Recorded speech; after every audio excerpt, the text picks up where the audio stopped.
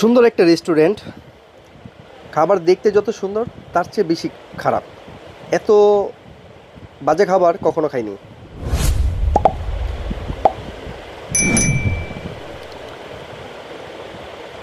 আসসালামু আলাইকুম। আজকে চলে গেলাম শরীয়তপুরের তেলিপাড়া গ্রামের মনোরঞ্জন রেস্টুরেন্টে।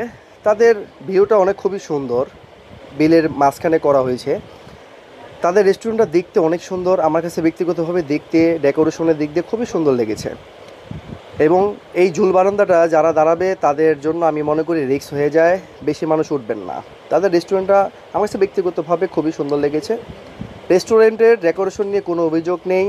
এটা কুরবানি ঈদের পর চালু হয়েছে, তো কুরবানি ঈদের পর তারা ভালো একটা সেল করেছে যতটুকু শুনে সেখানে গেলাম। যাওয়ার পরে তাদের রেস্টুরেন্টের ডেকোরেশনের একটা দোলনা বানিয়েছে, এ খুবই সুন্দর, ভালো লেগেছে আমার কাছে। তো সেখানে আমার ওয়াইফ ভিডিও ফুটেজ নিয়ে নিল। তারপরে এই তো আমার ওয়াইফ বসে আছে, সেখানকার একটা ভিডিও ফুটেজ নিচ্ছিলাম আমি। পাশেই সূর্য ডুবন্ত জায়গাটা দেখাচ্ছিলাম। আসলে ন্যাচারাল ভিউটা খুবই ভালো লেগেছে আমার কাছে। তাদের রেস্টুরেন্টের পরিবেশ আমার কাছে মনোমুগ্ধকর লেগেছে। কিন্তু যতটুকু শুনে গিয়েছি যে সেখানকার রেস্টুরেন্টের খাবার নাকি অনেক ভালো, কিন্তু তা পাইনি। আমার কাছে মোটেও 10-এ 2 রেটিং। তাদের খাবারের মেনুটার দাম যতটুক বেশি মনে হয়েছে আমার কাছে ব্যক্তিগতভাবে, রেট অনেক ওভার হাই খাবার অনুযায়ী।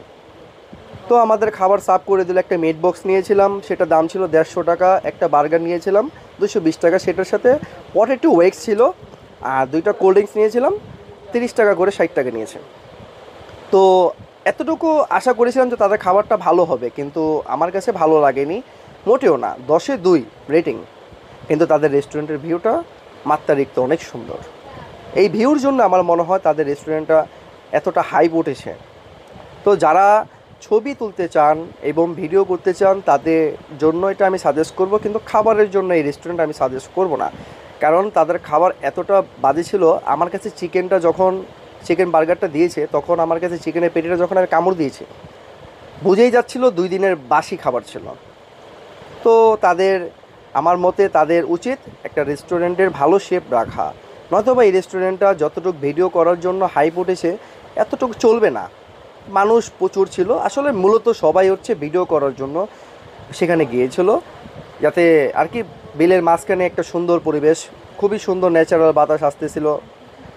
তো মানুষ ভিডিও করার জন্যই যাচ্ছে আমার মতে, যতটুকু মনে হলো। কারণ সবাই খাচ্ছে না, কারণ সবাই হয়তো খেয়েছে যে খাবারের রিভিউটা আসলে তাদের খুবই খারাপ। আমার কাছে ব্যক্তিগতভাবে আমি কখনো এতটা বাজে খাবার